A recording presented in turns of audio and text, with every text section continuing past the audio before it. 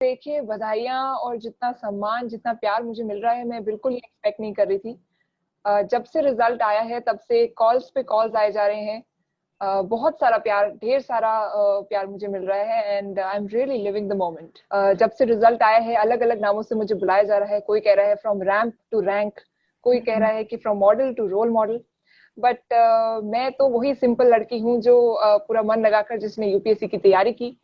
And मेरे लिए कुछ भी नहीं बदला है, लेकिन ये है कि अगर लोग मेरी स्टोरी से प्रेरणा ले रहे हैं, अगर वो मुझे देखकर अपनी ये तैयारी शुरू करने का सोच रहे हैं या फिर और डेडिकेशन के साथ अगर अपनी तैयारी करेंगे, तो मुझे लगता है कि कहीं ना कहीं मेरा ये जो पूरी स्टोरी का पर्पस है वो सॉल्व हो जाएगा। बिकॉज अल्टीमेट आइडिया इज कि जितने भी युवा, जो हमारे देश के युवा हैं, जो हमारी अगली पीढ़ी है, अगर वो इस बात को समझें कि डिसिप्लिन एंड डेडिकेशन के साथ और एक राइट बैलेंस के साथ आप कुछ भी कर सकते हैं, अगर वो ये सीख मेरी स्टोरी से ले रहे हैं, तो I think I am suppose to be on cloud 9 that वे।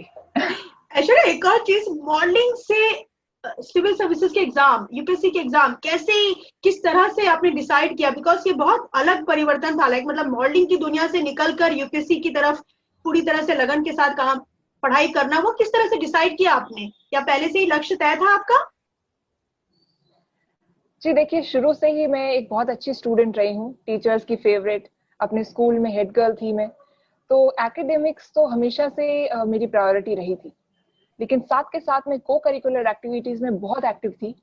अपने स्कूल का काउंसिल वर्क तो संभालती थी, साथ के साथ डिबेटिंग सोसाइटी, जब मैं कॉलेज में आई तो for some period of time dance society, सब में मैंने पार्टिसिपेट किया।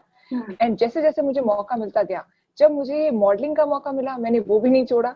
मैंने सोचा कि क्यों ना ट्राई करें, जब टाइम है तो उसको वेस्ट क्यों किया जाए। जो अपॉर्चुनिटी मिल रही है, अगर मॉडलिंग में लोग मुझे पसंद कर रहे हैं, तो क्यों ना उसको ट्राई किया जाए। पेरेंट्स का भी पूरा सपोर्ट था। तो मेरे लिए अगर आप मेरी स्टोरी को देखें, तो मॉडलिंग एक सिंपल ट्रैक से डिविएशन था जो मैंने कुछ दिनों तक किया। लेकिन हमेशा से मेरा अल्टीमेट लक्ष्य तो सिविल सर्विसेज ही था, यही मेरा ड्रीम था। और अभी जब रिजल्ट आया, तो इससे बड़ी खुशी की बात मेरे लिए हो ही नहीं सकती कि मैंने अपने पहले अटेम्प्ट में ये रैंक हासिल की। तो मेरे लिए हमेशा से मॉडलिंग एज अ हॉबी थी, dream, it was my passion.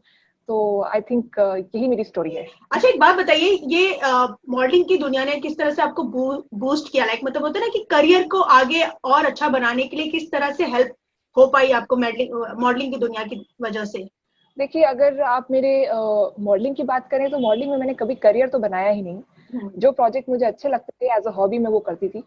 लेकिन सिविल सर्विसेज के करियर की बात करें, इसमें मेरी मॉडलिंग कैसे काम आ सकती है, तो मुझे लगता है कि मिस इंडिया और जो मेरे मॉडलिंग का करियर था, जो थोड़ी बहुत जो मेरी हॉबी थी, उससे जो मुझे सेल्फ कॉन्फिडेंस मिला, कहीं ना कहीं वो आज मुझ में झलकता है।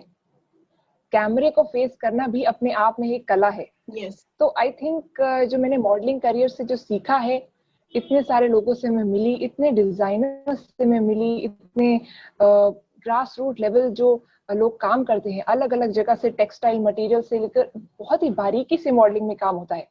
रैंप पे या अल्टीमेट जो शो बिजनेस में आपको दिखता है, उसके पीछे बहुत मेहनत लगती है, और मैंने इसको बहुत करीबी नजरिए से देखा है।